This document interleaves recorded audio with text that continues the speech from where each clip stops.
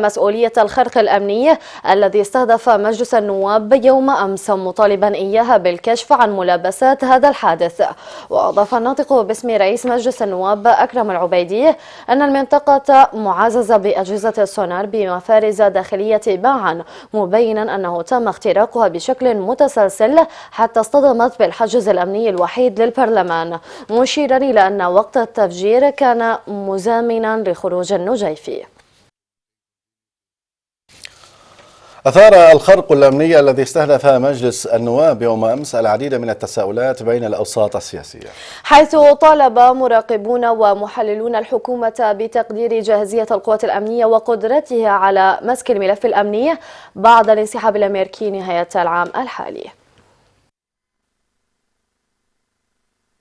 المنطقة الخضراء المحصنة تسجل خرقا أمنيا نوعيا استهدف مدخل قصر المؤتمرات، تفجير تلاه تعتيم وتناقض في تصريحات الجهات الأمنية، لكن مصادر أكدت إصابة عدد من أعضاء مجلس النواب.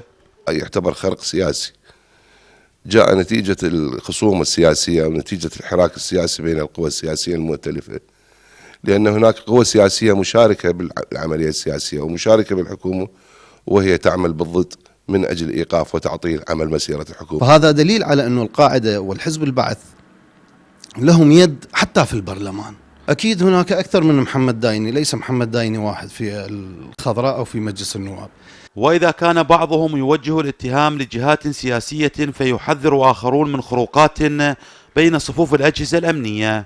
القيادة العسكرية المتمثلة بإدارة الملفات الأمنية ما زالت مخترقة، ما زال هنالك ضعف في الجانب الاستخباري حتى في داخل المنطقة الخضراء. هنالك عناصر في المؤسسة الأمنية مندسة وتعمل لصالح جهات سواء كانت إرهابية أو مخابراتية لتنفيذ مشاريع سياسية ضد النظام السياسي الحالي في العراق، ولذلك هنا تظهر الحاجة إلى تدقيق أوليات وبيانات ومعلومات كافة المنتسبين في المؤسسة الأمنية.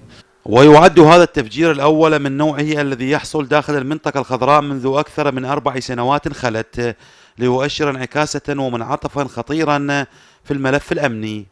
قسم السياسيين اللي يصارعون على تنفيذ أجندة دول الجوار اللي موجودة، قسم آخر يعني يدفع في طريقة أنه هنالك يعني تزامن مع وضع يعني الاعتقالات اللي موجودة لحزب البعث أو قسم من أجهزة النظام السابق اللي موجودة، تكون هنالك رسالة بأنه هنالك دفع من خلال الإرهابيين الموجود، لأنه هنالك تأثير على الساحة موجود. وشهدت العديد من مدن العراق تصعيدا بأعمال العنف في الوقت الذي تعيش فيه البلاد خلافات مستمرة بين السياسيين بشأن العديد من القضايا، من أبرزها أسماء الوزراء الذين سيتولون الحقائب الأمنية. ويؤشر مختصون الحاجة إلى إعادة ترتيب المؤسسة الأمنية لحساسية المرحلة المقبلة التي ستشهد الجلاء الكامل للقوات الأمريكية. نصر الحسني، الحرية، بغداد.